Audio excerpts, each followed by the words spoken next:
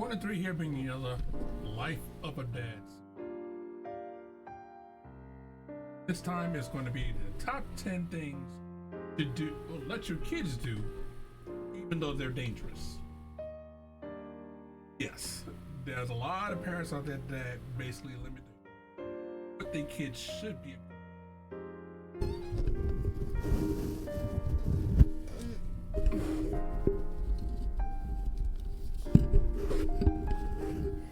Oops, my mic wasn't positioned correctly. Sorry about that, folks.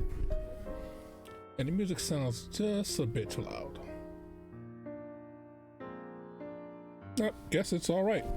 All right, so again, this is a day in the life of a dad. And this one's all going to be about the top 10 dangerous things you should let your kids do. Now, again, there's a lot of parents out there that don't let their kids do stuff. And I'm just going to go through the top 10 things that I think you really should, well, let your kids do. Now, you don't have to agree with my list. You can think it's like, oh, you're absolutely wrong. You shouldn't do this at all. That is great. That is your opinion. And again, you're welcome to it. You're welcome to leave me comments. Because again, this is not everybody's going to agree with my list. I know two of the items that's on there, people are definitely going to be like, oh no, I can't do that.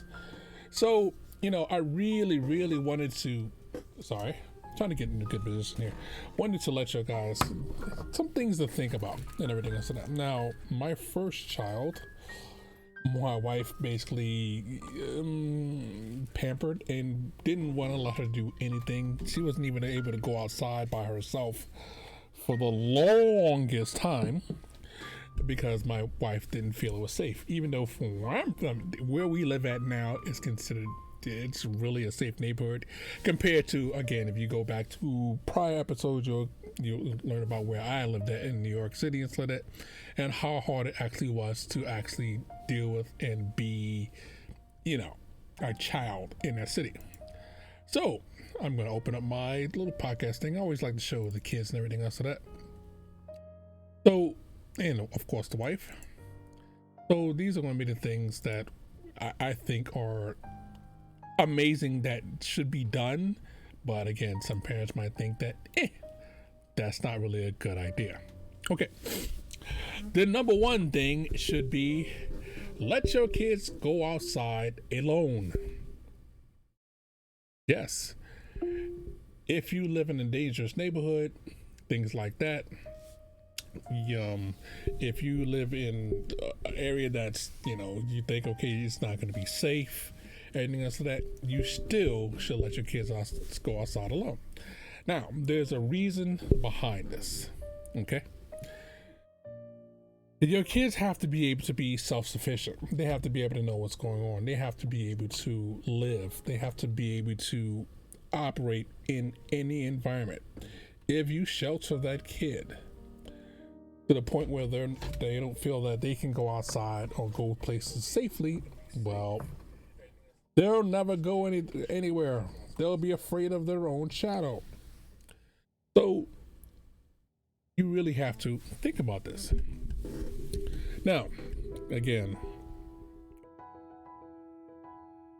there's a lot of fear of letting your kid go outside by herself. They might get stolen. There might be some creepazoid outside by the street snatching them kids. There might be the pedophile down the street and everything else. That are all things to consider when you let your kids go outside. But you have to tell them, show them, let them understand, okay, don't talk to strangers. If a stranger is coming to your way and everything else, that make sure you give them a wide berth. I have a yard. I have a front yard and a backyard. Okay, if a stranger is coming into our yard and everything else, that run into the house. If you're in the backyard, again, run towards the house and everything else. That if they're blocking the way toward the houses and so that they already know, so that they climb over the gate and so that and yell, somebody's in the yard. You have to give them all the information in the world for them to be safe. They have to be able to go outside and not be afraid of their own shadow. So they have to know their settings. They have to know their area. They have to know that, you know, this space here is a safe place. I can venture beyond your little cocoon and they'll be all right. So that's one of the things, you know, the first thing that I think that you have to let them do, and that is let them go outside by themselves. Now I have a little paper right here so that you know, I wrote up my sheet here so that it's that I just doing my podcast. I don't have a teleprompter or anything else to that. I ain't got that far advanced and everything else to that. So, you know, that's number one. Number two is let them roughhouse. Now, I'm not saying so that let them have a fight it out, let them duke it out, let them just knock each other around out, use objects and everything else to that to beat themselves silly or beat their friends silly or everything else to that. But these are kids. They need to learn how to roughhouse. They need to know how to fight. You know, if they need to, they need to be able to be secure in the thing that, you know, something happens, I can get out of it. It teaches them to be self-reliant. Teaches them to be able to say, okay, this person's coming at me, what should I do? They have to think about what they're doing. They have to imagine, okay, what can go wrong? I might get hurt. I might hurt the other person. Things of that nature. So let's say if they're playing with their friends or roughhousing and everything else to that, and the person says, oh, and they start crying and everything else to that. You have to be able to see that your child has empathy for another child. You know, if you see them roughhousing and the other person gets hurt and the child's has no empathy for them, well, that's a little sign that, you know, they might have an issue or problem. See, these are things that you need to know so you can try to get help if you need to. But you have to be able to do it. They have to be able to rely on their instincts. They have to encourage their instincts. They have to be, you know when to fight and when to flee. Okay, you're fighting and you're in an untenable situation and you need to leave. Well, if they're having roughhouse as a kid, they might not know the situation's untenable. You're like, okay, well, I personally have fought multiple people at one time. I've gotten jumped before and everything else of that, you know, but I know how to protect myself. I know how to be defensive and everything else of that. All that's from, as a kid, roughhousing with the neighborhood kids and everything else of that. You know, I didn't have brothers and sisters, so I didn't have the siblings to roughhouse with. But, you know, I had neighbors, kids of my age. Kids are actually older than my age, and we roughhoused for that. I got hurt. I went home crying. I sent other people home crying and everything else. So the next day you shake, you know, or not even the next day, a couple hours later, so that if you're feeling better, you go back to that person and say, I'm sorry. You know, they'll come to say sorry to you. You know, you'll know who your true friends are really quickly. You know, when you get in a situation where, you know, when you're roughhousing a kid and they you know, all that service for that. And then when you get older, you know, you don't know what to do. You'll know, okay, this situation is something that I can't deal with. I got to go. I have to do something else. So let them roughhouse. It's not the end of the world if your child gets hurt. It's actually encouraged for them to get hurt a little bit so later on they won't get hurt a lot. Just think about it. Okay, so that was number 2. Number 3. Now this one is a little bit, it's just 3 and 4. Let them walk to store, friend's house, to the bus stop. Now, let's say you've already graduated to the point past you've already let them walk outside. You let them be outside by themselves. Now you're at the point in which you have to trust that you've taught them enough on how to cross the street safely.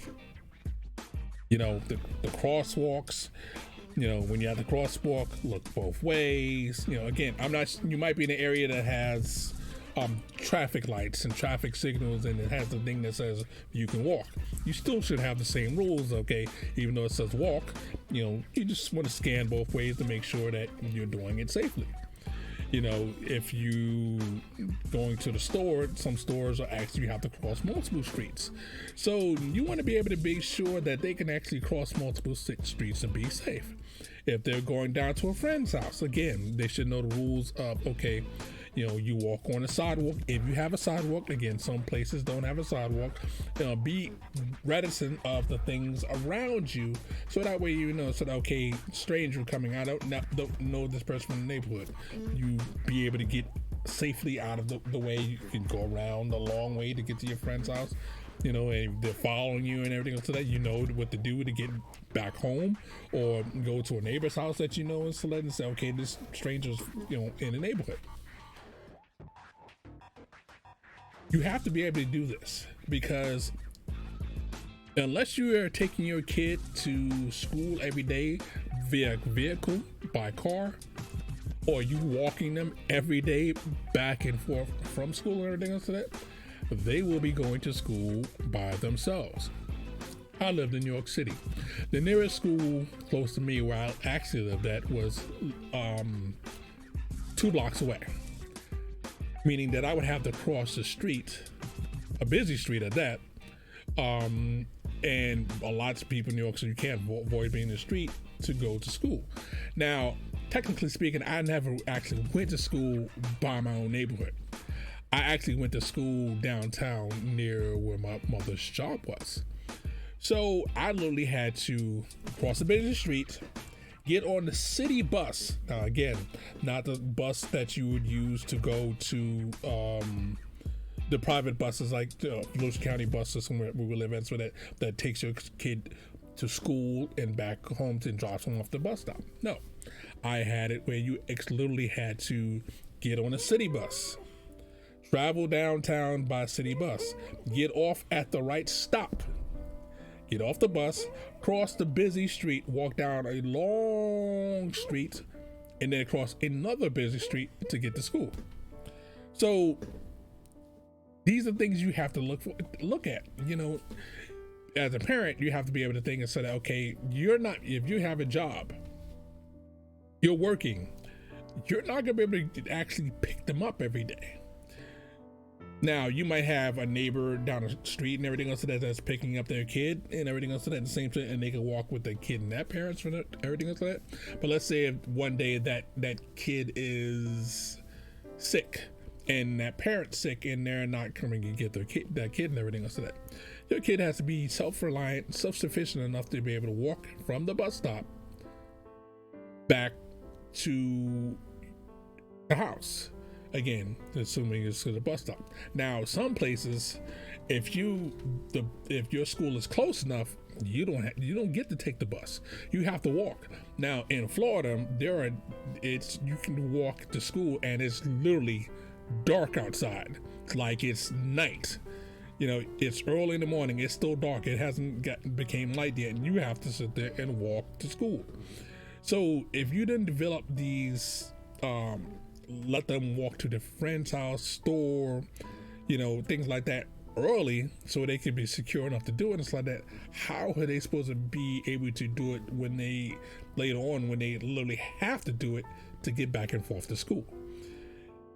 So you want to do this early. You want to do this, right away. You want to do this where it can actually be done, and they're fine. Okay, they'll know all the rules. They know everything they need to do to be able to be safely go back and forth to school or to the store. Okay, if you say, hey, here's $1, go to the store to get a soda pop. Okay, I'm showing my age and everything else. So that go get a sodas for that, or they can go get some candy and everything else. So that they should be able to self-sufficient to be able to do this on their own. You don't want them to be able to sit there and be like, okay, well, they can't do this, or they're too scared to actually do this. So we've covered that. Walking to the store, to a friend's house, and everything else like that. All right. Now, again, another dangerous thing. Let your child use a knife at a young age. Let them have a pocket knife. Now, this is one of those things that has to be a graduated step. Now, my kids, we all started them off the same way. Okay, at X age, you were able to use a butter knife on your own. We didn't cut your food for you. You used the butter knife and cut your food on your own. You know, and when you hit that age, the next person would be able to do it. So again, 5 kids. We had 5 kids go through the same thing, hit that stage. You'd be able to use a butter knife.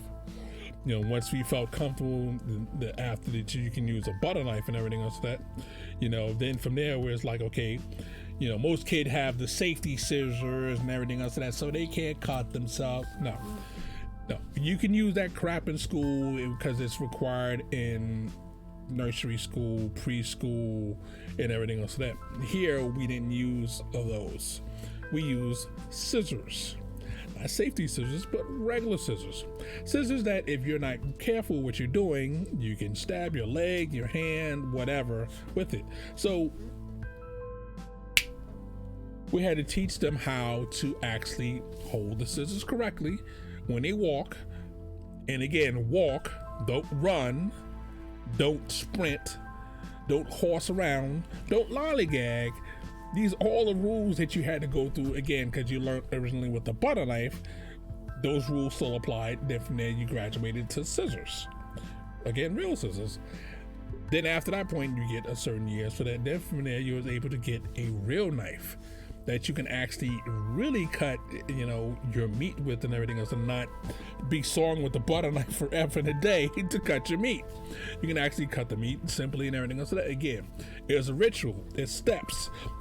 This step led to this step, led to this step. So that way all my kids, you know, even my youngest, like that, can safely carry a knife.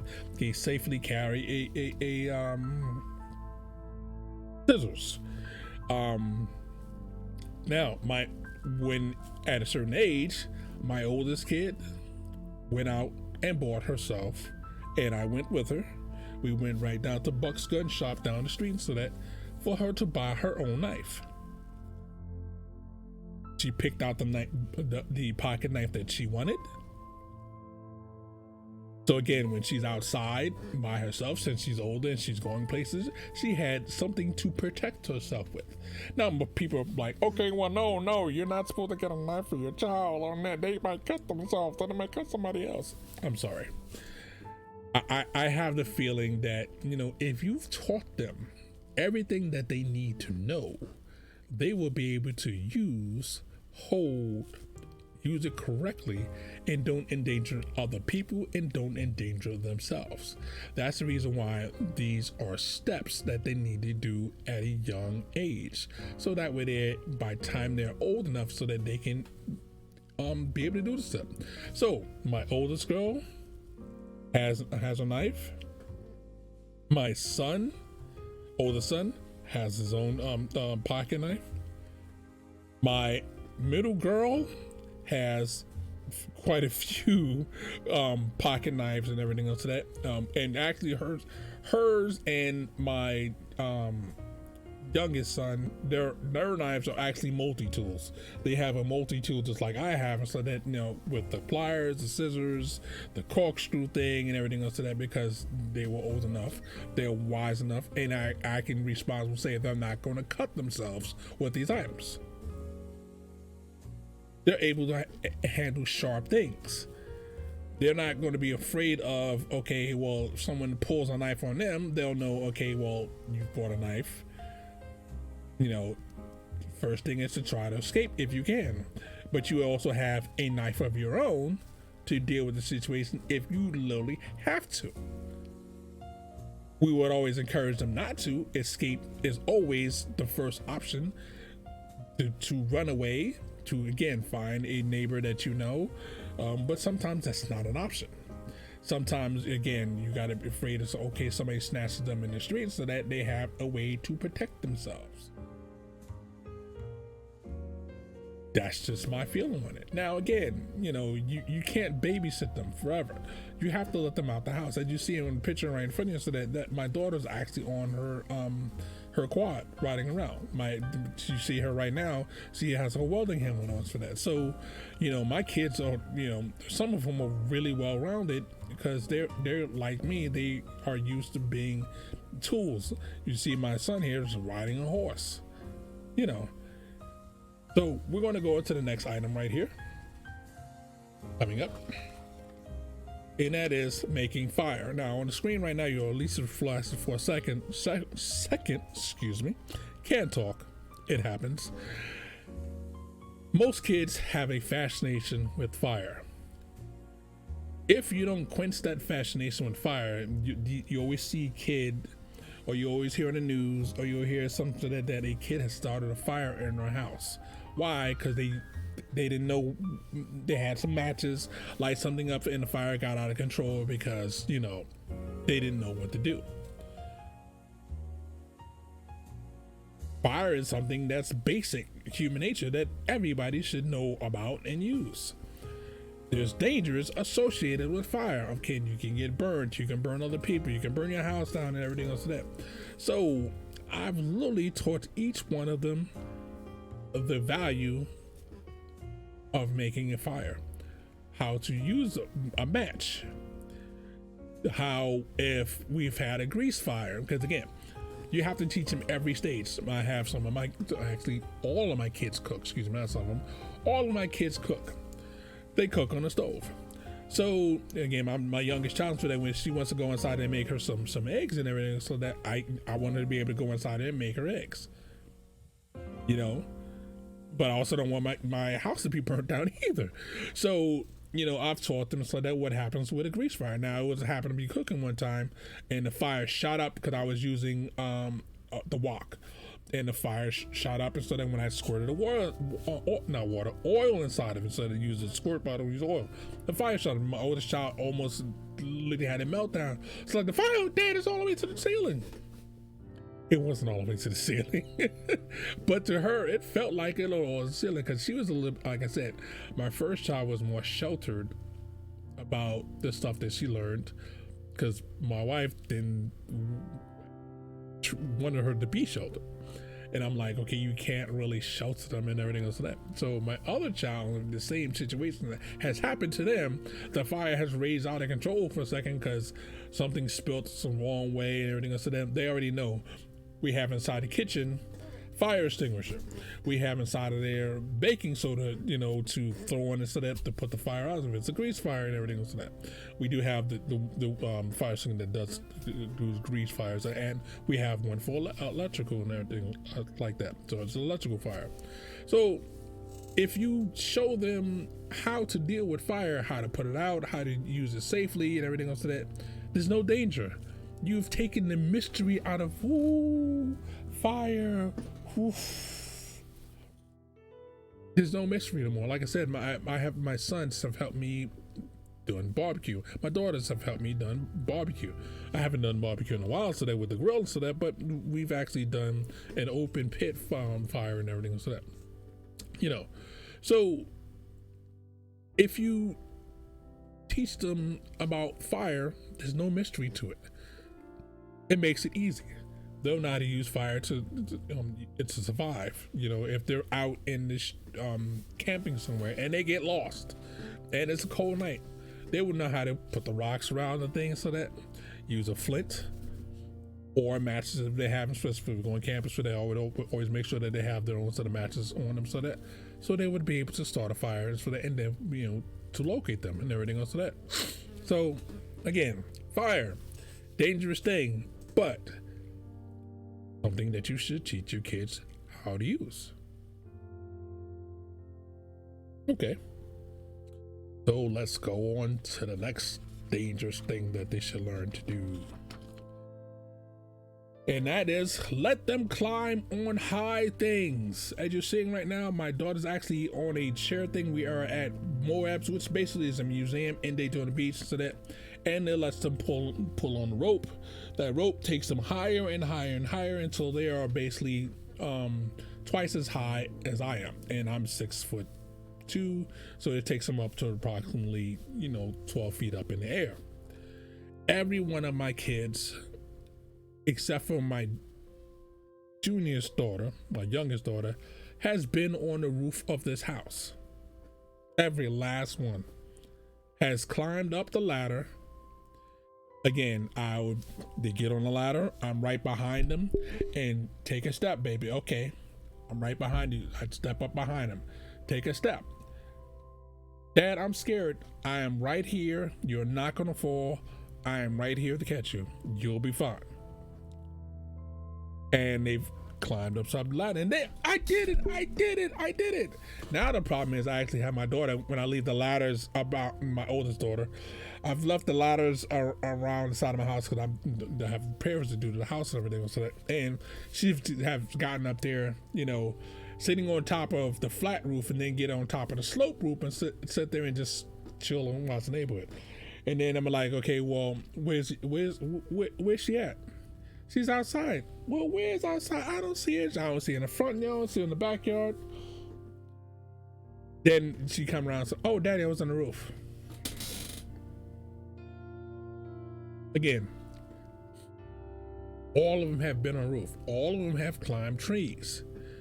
My son has climbed on top of a dollhouse that, you know, it's like a 6 to 7 feet dollhouse slash jungle gym thing and everything else, and has fallen off that, and has put a huge gash in his leg and everything else. That he came inside, toughed it out, and didn't tell us he had a gash in his leg because he was in the area that I had told him that not to be on that time because it was wet. He fell off the wet, it was slick, he fell and hurt himself. So right now he has a gash on his leg that's about that wide, about that wide, and it's about two fingers long. On his, actually looks exactly like the light shining on my 2 fingers right there on his leg. Is he afraid to get back up there? No. The very next day when it was dry, even though his leg was patched and everything else, they had got back up there, went to playing again. Why? Because they're not afraid of heights. That's why most people, when they get older, cannot go onto a high building, a high place. You can get them on, take them, say, okay, let's go to the Empire State Building, you know, so you can look out the window and look down like I did as a kid to that, you know, for the 110th floor. Most kids now, so that, you know, or won't do that. They won't get up on a high place and look, oh, no. They'll say, oh, I'm not so afraid. That's the reason why most kids nowadays are afraid of heights, because they've never been challenged to climb up a high place. Climb a tree. When I grew up in Southern, we had trees, we had high fences you used to climb on and stuff like that and jump off into the grass. Climb on top of short buildings, you know, as a kid and everything else. I'm not afraid of heights. I climbed on the side of my roof doing some shingling and everything else because, again, ladders, even though my roof is a high slope roof, so a high pitched roof, so that I still get up there and so that and do what I need to do when I needed to fix some shingles from a hurricane damage for that, because I'm not afraid of heights. My daughter has, again, all my kids have climbed the roof except for my youngest daughter. She's the only one that hasn't climbed the roof yet, but she's climbed on plenty of other high places. She's still not into high places completely because, again, she hasn't had the experiences yet of the others that have climbed on the roof and see that it's not that scary. It's not scary at all, as long as you're doing it safely. So you have to be able to know that this is something that they really need to be able to do. You know, it's like bingo. Kids are less fearful as a kid than they are as an adult. So just think of it so that if you made them afraid as a kid, that don't do that, don't climb up there, that's dangerous. You're gonna fall, you're gonna hurt yourself. Well, don't you think when you get older, it's gonna translate into the head, even though you said it so many times? My youngest son, basically, he's like Spider Monkey. He's broken his front teeth out when he was a kid from falling from a high place. Got them checked out, everything else to that. A few days later, what is he doing? Being Spider Monkey, climbing again. Kids fall, kids hurt themselves. Kids can fall and hurt themselves just walking on the ground and tripping on something. you know, you can't protect them from everything. So let them climb. Let them do it safely. Now, I'm not saying let every kid climb a ladder onto the roof and everything else like that, but the way I've done it so that I've made sure that they know the safety on how to climb up and down a ladder. Again, and plenty of times I've been on the roof on doing other roofs and everything else, because I got a roof that I have to do now, so that in the back, on because my barn got damaged by the last hurricanes for that I was up there doing stuff for that, and I had to have my son, so I wouldn't have to climb all the way back down the roof, go to the front, bring stuff back, climb up. No, I'm on the roof. I told him, so okay, go get such and such and everything else, so I wouldn't have to go down and get it. He comes back, climbs up onto the roof. Here, Dad, here you go. Thanks. So again, let them climb. Let them climb trees. Let them climb things. You know, as long as the thing is not rickety, it's not going to fall down the minute that they climb on it. You have a ladder that's so old that it's, you know, it's going to break as soon as somebody gets on it. Then let them do it. Challenge their preconceived notions, because when they're younger, they don't have a lot of them. And you'll be surprised on what they can and cannot do. And if you teach them the right way, they can do it safely. So, climbing on high things. All right, now we're going to go to like the most controversial of the subjects here. This is covering two subjects because it's two different types of things. Let them shoot. Let them shoot a slingshot and the dreaded word G-U-N. Now, if you're shooting a slingshot, we've all had the little rubber band things that we put on the finger and wrapped around a thumb, and then you let it go and pew, it shoots the rubber band out. Don't you remember doing that as a kid? That's a slingshot. It doesn't have to be the massive one that's you make from the rubber tire that you can pull back to from here and let go. Start small. You show them how to use a rubber band slingshot. One that you put on your finger so that and you put it around your finger right here and you let it go so that it's wrapped around your thumb, and then you put your thumb down and it shoots off the finger. Kids should know weaponry. They should know it for defense and know what to keep away from. If your kid doesn't know what a gun looks like, if your kid doesn't know what a GYN looks like, your kid doesn't know what a slingshot looks like, they can get hurt by these things. They'll be afraid of these things if someone sees it. And the other thing is, if your kid sees someone else with one of these objects and is in a place that's inappropriate, they have to know what it is so they can say, teacher or whoever is in charge, and say they have something that they're not supposed to have. They have to be able to work around stuff like that and be able to report this. It's like, okay, well, he has something to have. Are you sure? Because the first thing the teacher, whoever is going, are you sure that's what the person had? Are you sure it's not a BB gun or a cap gun that you buy in the store that, the little caps inside of it and they're doing that? If they don't know the difference, how can they report it? Now, this is an age thing. Now, some people do it younger than others and everything else. So that, again, the rubber band one thing is so that it's for younger age. All of my kids, except for my youngest, has gone outside. We have we have BB guns. They started on pop guns. They have BBs that they can shoot off and everything else. So they had tiny plastic pellets. Then from there, so that we've gone up to the older ones have played with ones with steel BBs inside of it, which basically have the velocity of a regular 22.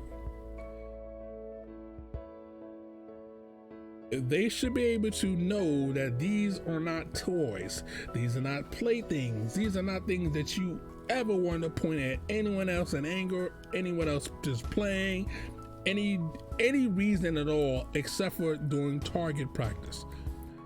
I am teaching them to be able to defend themselves, so when they get older, it will not be a mystery to them. They will be able to go to any store, Walmart. It depends on where you live in the country, so that and they have their permit and everything else, so that, and be able to pick up a weapon and be able to use it effectively without hurting themselves or hurting anyone else. But you have to teach them safety. They should be able to know what to do around someone that has one, not to be scared, to be able to operate calmly in a given situation, as we've seen so many school episodes happening and everything else like that, where kids have no clue what they're supposed to do. They panic, they run here, they run there, and don't have a clue what they're supposed to do. But if they've been around them, they'll know, okay, this is the dangerous end. This is the end I need to make sure I'm away from. This is the end that I need to calmly and securely get out of range of X. But if they don't have that knowledge and they're just scared, two things are going to happen. They're going to completely panic or freeze up in the middle and look around and don't know what to do and not even going to see cover. You have to be able to be around these things and not panic. You have to be able to understand that this is something that a lot of people have. You have to be able to be safe. Very dangerous thing, but something that each child should, even if you feel that they shouldn't have one themselves, you don't want to go that far with them with a BB, but you can still use even showing them with the rubber band one, so that'll give them at least a little knowledge on what the dangerous ends it's going to be. Someone has a slingshot, again, it's teach them hand-eye coordination on how to let the thing go at the right time, rather than hitting their hands, trying to hit a target and everything else to that. It's just something that I think that all kids should do. Now, again, this is an age-related one. So I am not saying so that a 2-year-old should have one. I'm not saying a 5-year-old should have one. I'm not saying you should teach a 7-year-old have them. This is something that only you will know will be the appropriate time and age for your child. Again, my oldest is 16. She has been using a BB since she was 10. My son, 10 years old, same thing. My middle daughter learned at 10, same thing. Ray, 10. Actually, he learned at 9. And the only reason why he learned earlier than the other ones, because we usually have a hard and fast rule, is because we're actually outside with them all the time doing it. And he was there and he wanted to be included in the activities. My youngest daughter, too young. Way too young. She can't do it. She's not allowed to do it again.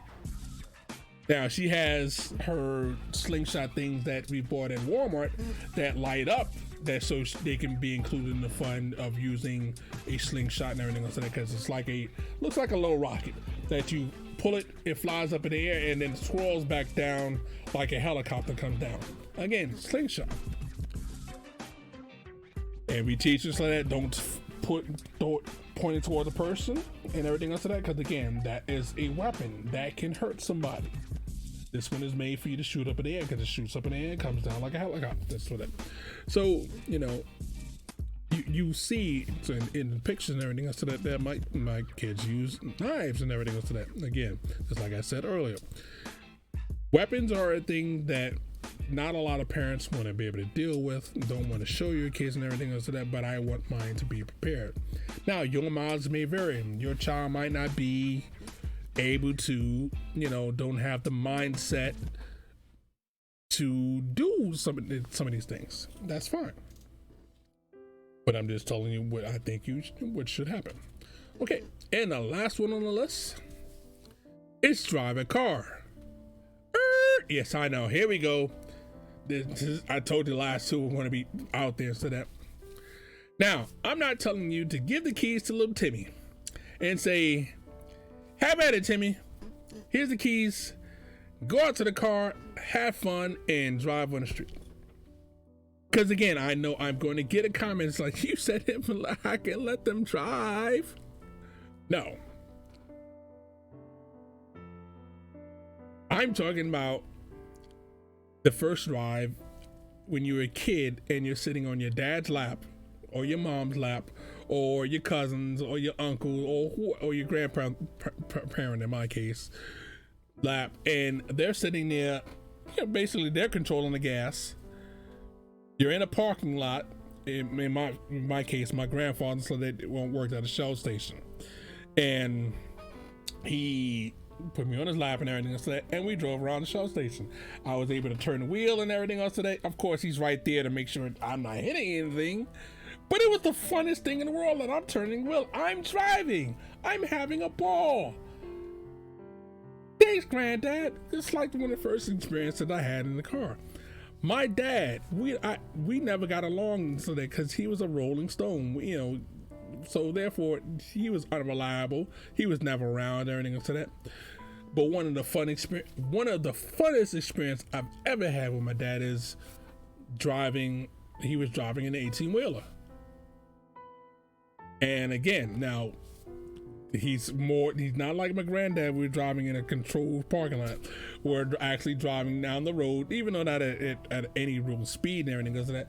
But still, 18-wheelers, like, you're not, as a kid, you're not really moving that wheel too much anyway. You're basically just, you're moving it about this much because your hands are small and that wheel is that big.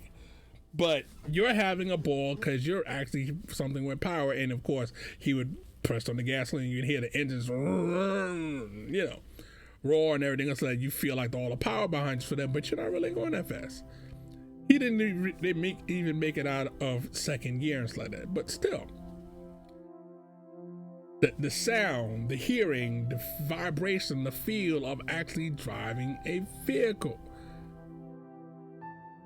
But it's safe because they're controlling the gas, they're controlling the throttle, they're controlling the brake.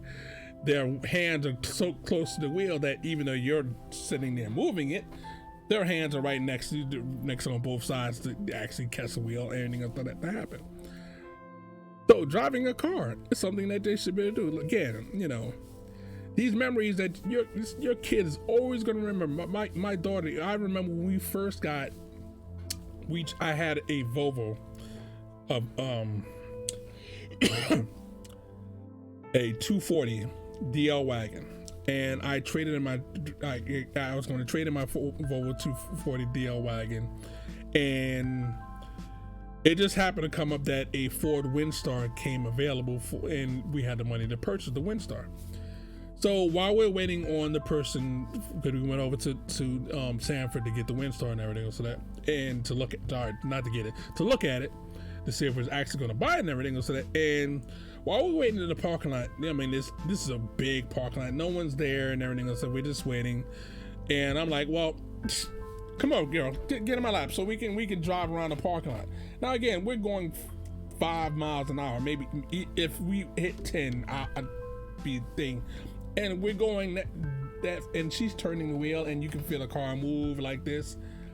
Daddy, I'm driving. Daddy, I'm driving. Daddy, I'm driving. Ooh.